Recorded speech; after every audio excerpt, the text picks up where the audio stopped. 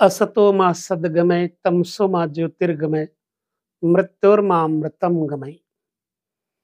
सभी दर्शकों को मेरा नमस्कार, जय श्री कृष्णा, प्रणाम। आज हम एक ऐसे महत्वपूर्ण घर के बारे में आपके साथ चर्चा करेंगे जो कई रिश्तों को संभालता है, कई तरह के जीवन के आयाम देता है।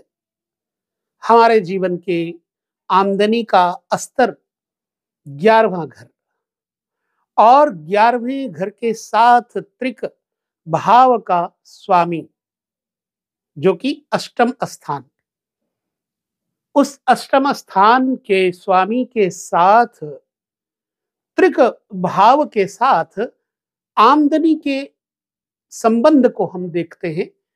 क्या जातक के जीवन में कौन सा प्रभाव पड़ेगा? तो आज इसी संदर्भ को लेकर के हम आपके साथ चर्चा करेंगे। जुड़े रहिए, पूरा वीडियो ध्यान पूर्वक देखिएगा। जब तक आप पूरे विषय को नहीं समझ पाओगे, देखे बिना, तब तक अधूरे रहोगे। इसलिए कोई भी वीडियो, कोई भी विषय जब तक पूरा नहीं देखोगे समझ नहीं आएगा। तो चलिए स्टार्ट करते हैं। हम 11वें घर के बारे में पहले जान लेते हैं। 11वां घर रिलेटिव में है क्या, पहले रिश्तों के और आमदनी के विषय में लेकर चलते हैं। देखिए, 11वां घर पत्नी का सप्तम हाउस, पत्नी का सेल्फ हाउस है। जीवन संगनी या जीवन साथी का जो सेल्फ हाउस है, उससे 7वें से 5वां स्थान है 11वां स्थान। तो जातक की पत्नी या जीवन साथी अगर जातिका है तो उसके पति का, और पति है तो उसके पत्नी का। यदि पंचम भाव पर दृष्टिपात करेंगे तो पंचम भाव क्या है? जातक के जन्म कुंडली में सप्तम स्थान से ठीक पंचम स्थान अर्थात आमदनी का स्थान पत्नी के सुख सुविधाओं का भी है, पत्नी की योग्यता का भी है, और पत्नी के गर्भ स्थान का भी यही द्योतक है 11वां घर जातक का। फिर पत्नी को उसके गर्भ से जो होने वाले बच्चे हैं किस प्रकार से होंगे और कैसे उनको सुख देंगे या नहीं देंगे। पत्नी पढ़ी लिखी होगी, योग्य होगी, संस्कारी होगी, या उसके अंदर संस्कार नहीं होंगे, या फिर बहुत संस्कारी होगी, आध्यात्मिक होगी या नहीं होगी। अगर आध्यात्मिक है तो उसके संतानें भी आध्यात्मिक होंगी। ये तो हो गया पत्नी का एक विषय, जीवन साथी के बारे में। आप दूसरी तरफ चले आइए। दूसरी तरफ आइए, बड़े भाई का घर 11वां घर है। 11वें घर से बड़े भाई और बहनों का पता लगता है कि जातक के भाई अच्छे होंगे, संस्कारी होंगे या बुरे होंगे, क्रोधी होंगे या नहीं होंगे, बहन होगी या नहीं होगी। अब 11वें घर से भाई बहन के बारे में किन ग्रहों से जाना जा सकता है? यदि पुरुष प्रधान ग्रह है 11वें घर में, मान लीजिए सूर्य, मंगल, बृहस्पति इत्यादि, या शुभ ग्रहों की दृष्टि है 11वें घर में पुरुषों की, पुरुष ग्रहों की, तो जातक के जो बड़े भाई होंगे वो अधिक होंगे। और यदि स्त्री ग्रह, मसलन चंद्रमा, शुक्र, बुध, बुध नपुंसक ग्रह है इत्यादि, अगर 11वें घर में होंगे तो उतनी बहनों की मात्रा होती है, कम ज्यादा हो जाती है, क्योंकि ग्रहों का जो दृष्टिकोण है, दृष्टिपात है, युति योग है, उसके जो यूनिट है, उसके जो पॉइंट्स हैं, उसके अनुरूप। मान लीजिए पुरुष ग्रहों की यूनिटी ज़्यादा है, तो पुरुष प्रधान यानी भाई होंगे, और अगर स्त्री ग्रहों की यूनिटी ज़्यादा है, तो बहनें ज़्यादा होंगी। अब बहन और भाइयों का सुख भी होगा या नहीं होगा? कई लोगों के भाई-बहन होते हैं, पर सुख 0 होता है। अब इसका विचार कैसे करें? अब इसके लिए आपको देखना होगा कि 11वें घर में कौन से ग्रहों की दृष्टि है। 11वें घर का स्वामी किन ग्रहों के साथ युति कर रहा है। यदि 11वें घर का स्वामी शुभ ग्रहों के साथ युति कर रहा होगा, सात्विक ग्रहों के साथ युति कर रहा होगा, तो जातक के बड़े भाई धनवान, रूपवान, गुणज्ञ, धर्मज्ञ, संस्कारी, सुशील, सभ्य होंगे। इसी प्रकार बहनें भी। परंतु यदि वहां पर अलगाववादी ग्रह, पृथकतावादी ग्रह, शनि, राहु, केतु जैसे मंगल, जो पृथकतावादी ग्रह है, सूर्य इत्यादि होंगे, तो बड़े भाई के साथ में विचारधाराओं में थोड़ा मतभेद होगा। चलिए, ये हो गया भाइयों के बारे में। अब जातक के भाइयों के साथ सुख होगा या नहीं होगा, ये बात का विषय है। पत्नी के उदर का, गर्भ का, पत्नी की योग्यता का, धर्मज्ञता का, निष्ठा का, साधना उपासना का, पूर्व जन्म के कर्मों का 11वां घर पत्नी के लिए होता है। जीवन साथी के पूर्व जन्म का वृत्तांत हमारा 11वां घर बताता है। चूंकि हम आपको अभी ये विषय इसलिए संशोधित करके बता रहे हैं कि हमें किस घर से क्या विचार करना चाहिए, शुभ या अशुभ ग्रहों के अनुसार हमें उसका निर्णय लेना होगा। तो 11वीं घर से एक चीज और देखना है, आपके आमदनी का सोर्स ऑफ इनकम क्या है। सोर्स ऑफ इनकम, जिंदगी में आपने जो कमाया वो कितनी धर्मनिष्ठा के साथ कमाया, बचाया कितना। 11वां घर अच्छे मित्रों का भी है, योग्य राजनेता, उच्च राजनीति स्तर के मित्रों का भी है, डॉक्टर, प्रोफेसर, इंजीनियर।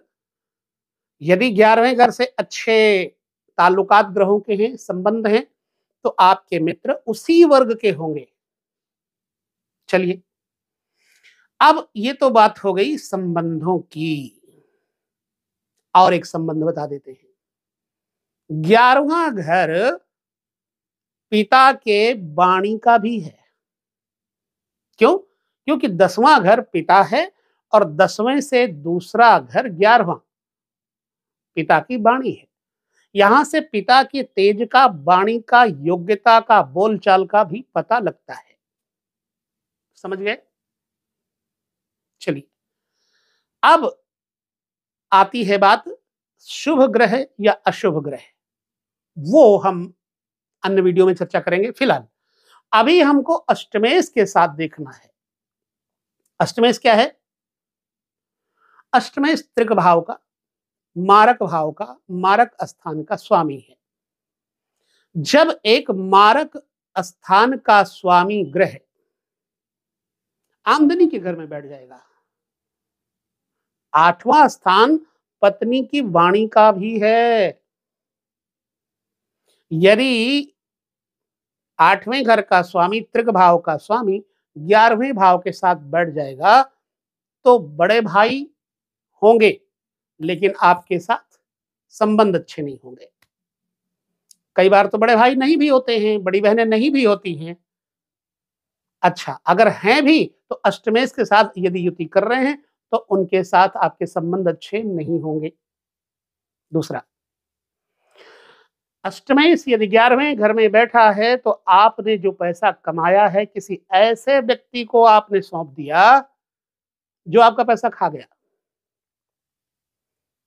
ऐसे व्यक्ति को विश्वास करके दे दिया, चाहे आपने उसके साथ ब्याज पर दिया, ठीक परसेंटेज पर दिया, तब भी वो आपका पैसा खाएगा, आपका पैसा वापस नहीं आएगा। आएगा भी तो थोड़ा थोड़ा थोड़ा थोड़ा, आपकी धनराशि छीण हो जाएगी। जब अष्टमेश आमदनी के साथ युति करेगा तो आपका पैसा जाएगा कहां? रोग में, संशोधन में, अनावश्यक बूचड़ खाने में, कबाड़ खाने की चीजों में, जमीन जायदाद के झगड़ों में भी आपका पैसा जाएगा। भाई, बड़े भाई बंधुओं के साथ कोर्ट कचहरी मुकदमा अदालत में भी आपका पैसा जाएगा, क्योंकि अष्टमेश मार्केश मार्ग स्थान का स्वामी 11वें घर में होने से भाई, फिर आपके बहन, फिर आपके मित्र, इन सब पे नेगेटिव असर डालेगा। ठीक है, तो आमदनी के लिए भी नुकसान करेगा। अब यदि अष्टम स्थान का स्वामी पंचम भाव में है, शुभ है, तो पत्नी यानी कि आपके जीवन संगिनी या जीवन साथी वो उदार किस्म का होगा। वो शिक्षा स्तर पे बच्चों को शिक्षा दीक्षा दे करके अच्छी योग्यता पर लेकर जाएगा, यानी आपका जीवन साथी। ऐसी अवस्था में जातक को यहां लाभ इस चीज से जरूर होता है। यदि अष्टमेश 11वें घर में बैठेगा तो वाणी के वर्चस्व से उसकी पत्नी, चाहे वो राजनेता बने, राजनीति में जाए, चाहे वो कोई न कोई ऐसी टॉकिंग, स्पीकिंग, स्पीकर्स वाली लाइन में लोगों को संबोधित करके, बच्चों को पढ़ा करके अपनी योग्यता का निखार अपने बच्चों में डालेंगे। बस इतना लाभ है। जातक को अपने पैसे का लाभ नहीं होगा, लेकिन पत्नी के माध्यम से जातक को लाभ अवश्य ही होगा। ये मेरा अनुभव है, कड़वा है, सच है। बाकी आप लोग तो खुद ही बताएंगे। अब जब 11वें घर में अष्टमेश जाएगा तो एक नुकसान और होता है। जातक के बाएं कंधे पर चोट, व्रण, फोड़ा, फुंसी, हड्डी का टूटना, जातक के बाएं पैर की हड्डी का टूटना, छड़, राड इत्यादि पड़ जाना जैसी संभावनाएं दुर्घटना के कारण हो जाती है। क्योंकि अष्टमेश 11वें घर में, 11वां घर क्या है? पैर के टखने, बाएं पैर के और बाएं कंधे का ज्वाइंट, इनमें तकलीफ देगा। परंतु जातक की पत्नी के माध्यम से जातक को संपन्न सुख मिलेगा। निश्चित बात है, यदि जातक अपने जीवन में खूब कमा करके हार गया और बचा नहीं पाया, तो ऐसी अवस्था में उसकी पत्नी के माध्यम से उसके पास धन दौलत आएगी। और मुझे लगता है कि ऐसे लोगों को अपने पत्नी के द्वारा, जीवन साथी के द्वारा आगे बढ़ना चाहिए। जब जीवन साथी का आश्रय लेकर के, क्योंकि जीवन साथी क्या है? मित्र है। ऐसा मित्र जो जीवन भर साथ देता है, ऐसा मित्र जो बुढ़ापे का भी सहारा बन जाता है। 50 साल के बाद पत्नी की बड़ी जरूरत पड़ती है, जीवन साथी की बड़ी जरूरत पड़ती है। जो लोग शादी ब्याह नहीं करते उनको 50 साल के बाद पूछो क्या हालत होती है।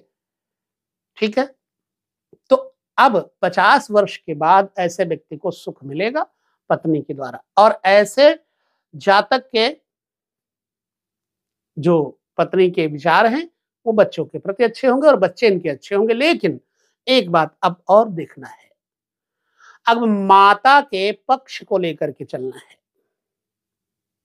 यदि जातक की जन्म कुंडली में अष्टमेश कहाँ बैठा है? 11वें घर में, आमदनी के घर में, तो जातक के मां को अचानक हार्ट अटैक इत्यादि होने का भय रहता है। जातक की मां असमय में साथ छोड़ देती है। यूं तो जाना सभी को होता है, लेकिन असमय में जाना ठीक नहीं होता। इसलिए यदि अष्टमेश 11वें घर में बैठेगा तो जातक के अपने स्वभाव में कड़वाहट, उग्रता इत्यादि देगा। बच्चों पे अनुशासन, व्यर्थ का क्रोध करना, व्यर्थ का धन खर्च करना, जुआ, लॉटरी, सट्टा, शेयर मार्केट में पैसा गंवाना इत्यादि। और आपने अगर पैसा दिया है ब्याज पर, परसेंटेज पर दिया है, तो उससे हानि, ये सब होंगी। लेकिन यही काम यदि जातक अपने पत्नी के साथ, जीवन साथी के साथ मिलकर के करता है, तो ऐसी अवस्था में जातक की पत्नी, जातिका का जीवन साथी उसको जो कुछ गाइडलाइन देगा, सही गाइडलाइन देगा। तो ऐसी अवस्था में जातक को चाहिए कि अपने जातक या जातिका को अपने जीवन साथी के साथ गाइडलाइन लेकर के बिजनेस करे, आमदनी का रास्ता खुलता जाएगा। आमदनी का घर 11वां है और 11वें घर से भाई बड़े, बहन बड़ी, पत्नी का उदर भाग इत्यादि के बारे में विचार करना चाहिए। और इस विषय को लेकर के हम यहीं पर विराम देंगे। आपको ये वीडियो लगा कैसा, ये भी आप जरूर बताएंगे। वैसे तो आप सब लोग बहुत ही प्रेम से पूरे वीडियो को देखते हैं और अपने कमेंट्स भी हमें देते हैं। अब लेते हैं विराम, पुनः एक और 12वें घर पर चर्चा अगले वीडियो में करेंगे। उस वीडियो में आपको द्वादश भाव, अष्टम भाव के युति का क्या प्रतिफल होगा, उस पर चर्चा करेंगे। नमस्कार, जय श्री कृष्णा, प्रणाम।